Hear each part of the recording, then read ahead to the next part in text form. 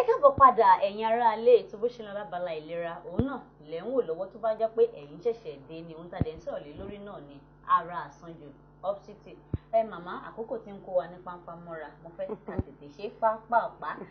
Tí mo wá fẹ́ béèrè lọ́wọ́ yín ni wípé báwo ni èèyàn ṣe lè dènà rẹ̀ àti wípé àwọn ohun èèyàn lè máa ṣe láti má jẹ́ kí ara àsanjù wà fún yàn. Ẹ ṣe ẹni kí la lè fi dènà ẹ̀. Àkọ́kọ́ náà nítorí pé mo sọ̀rọ̀ kan lẹ́ẹ̀kan mo ní àwọn èèyàn mi ń ṣègbè nítorí pé wọn ò ní ìmọ̀ kọ́ wá àwọn dókítà tó kọ́ṣẹ́ mọṣẹ́ tó mọ̀ nípa ìjìnlẹ̀ ìlera kì í ṣe pé quack doctor kan lọ sódà àwọn bírú general hospital yẹn hospital ìjọba àti àwọn ṣé wọn pé sì wọ́n ti kọ́ àwọn hospital tá à ń pè ní health center náà yẹn náà wà lárọ̀ọ́wọ́tó wa bí alábọ́dé téèyàn lè lọ àwọn tó bá dé bá rí pé àwọn dókítà náà tó jẹ́ pé wọ́n kọ́ṣẹ́ wọn mọṣẹ́ aládàáni náà wà bóyá ó súnmọ́ etí ilé wọn kọ́ lọ gba ìdánilẹ́kọ̀ọ́ kọ́ má fi ògùn nírun orí fífọ́ tí ó ti yé wa bẹ́yẹn ìyẹn ìgbésẹ̀ kínní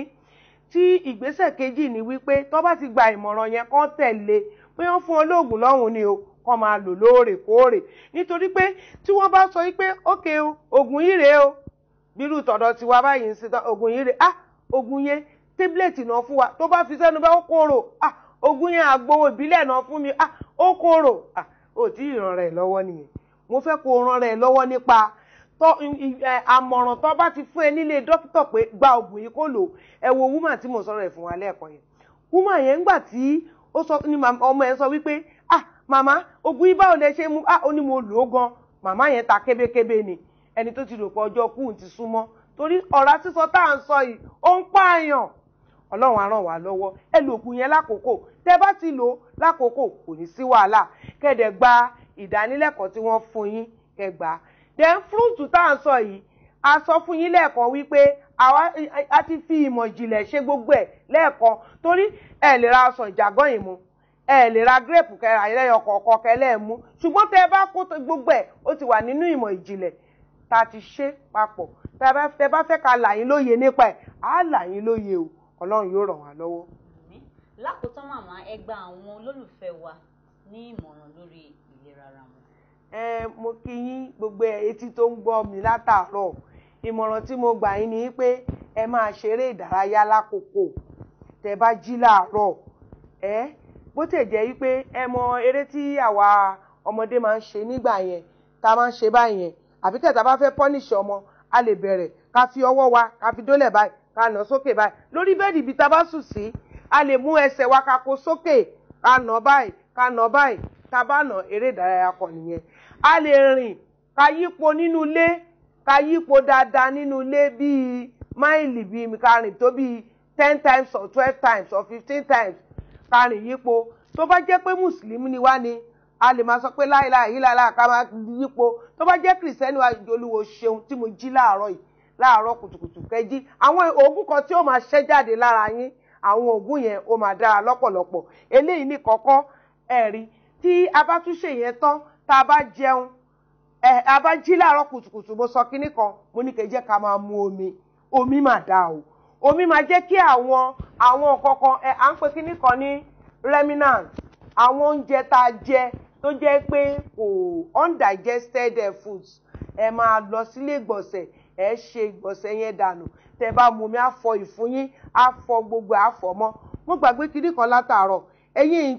tẹ̀ǹtẹ̀ ti gbọ́ mi omi tútù cold water kò dá láàárọ̀ kùtùkùtù omi ẹ̀dà kẹ́ mú omi àmù omi normal temperature tó wà ní àmù àbí kẹ́ mú omi tó lọ́wọ́rọ́ kọ́ọ̀pù 4 láàárọ̀ kùtùkùtù ó ṣe pàtàkì fún wa èlé ìwọ tó ń tẹ́tí gbọ́ mi yẹn tó láìkò omi tútù má máa mú ó máa jẹ́ kí ìfun wa kó máa tóbi sí i ẹni tó ti wọ̀ bẹ́ẹ̀ tẹ́lẹ̀ tó tún lọ ń mu omi tútù a ní òru mọ́ òun inú òun gbóná no it's not like that kò rí bẹ́ẹ̀ ẹ má jà máa mu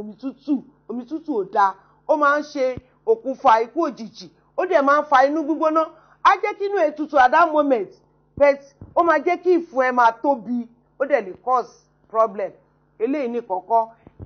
ẹjẹ́ ajẹ́ balance diet tó dáa mo ti sọ mo ní kẹjẹ àmòjì láàárọ̀ mọ́ínmọ́ín ọ̀sán a lè jẹ fruit alẹ́ ká jẹ ẹ̀wà àti dòdò ẹ̀rí tá a bá ní diabetes a lè jẹ dòdò tá a bá dé ní diabetes kẹrẹ́ yìí kì í ṣe àrùn tó ń pani ìyẹn téèyàn ò bá tọ́jú ẹ̀ ló lè pààyàn ṣùgbọ́n àwa lè jẹ ọ̀gẹ̀dẹ̀ dúdú àti cabbage tí mo sọ fún ẹ ẹjẹ́ ààrẹ sí ó dà kábí ṣàṣàrò àwọn nǹkan tó wà bíbà a lè jẹ lálẹ́ a lè jẹ lọ́sàn-án àárọ̀ ní ká jẹ oúnjẹ gidi ọlọ́run yóò ràn wá lọ́wọ́ ẹ ṣe bẹ́ẹ̀ tí ń tẹ́tí gbọ́ wọn. tí ọlọ́run yóò ràn wá lọ́wọ́ bí màmá ti sọ òun náà lẹ́tí gbọ́ láti ẹnu akọ́ṣẹ́mọṣẹ́ dókítà lórí béèyàn ṣe lè dènà ara àsanjù àti àwọn nǹkan tíyàn lè ṣe béèyàn bá tẹ̀ tí wá sanra lásànjù màá wá fẹ́ jẹ́ kẹ́ ẹ tẹ̀lé gbogbo ìmọ̀ràn tí dókítà tó ti gbà yín lẹ́ni fún ìlera àti àlàáfíà yín ni. Màmá ẹ ṣe pé a pè yín tí ẹ jẹ́ wá ẹ̀kọ́ àtúntò látàárọ̀. Ẹ̀yin tó bá jẹ́ pé ẹ̀yin ní nǹkan kan àbí òmíì tẹ́ sì fẹ́ béèrè lọ́wọ́ màmá torí pé àkókò ò jẹ́ ká lè béèrè gbogbo ìbéèrè tó wà lọ́kàn wa láti béèrè pàtàkì jùlọ lórí ẹ̀yin tẹ́ fẹ́ mọ̀ sí nípa èso àti àwọn àǹfààní tó sodo sínú èso jíjẹ. Ẹ pé màmá wa Christy Adeleye sórí ẹ̀rọ ìbánisọ̀rọ̀ 07086806007 07086806007 tàbí kẹ́ ẹ fi àtẹ̀jíṣẹ́ yín ránṣẹ́ sí wọn lórí ìtàkùn ayélujára Gmail address wọn ìyẹn christyadeleye@gmail.com christyadeleye@gmail.com títí di ọ̀sẹ̀ tó ń bọ̀ tá ò tún máa mú ọ̀tun ètò wá fún yín Sekinat Ọláìdéraji ló ń sọ wípé ká máa wà ní àlàáfíà ẹ jẹ́ ká padà sínú ilé agbára.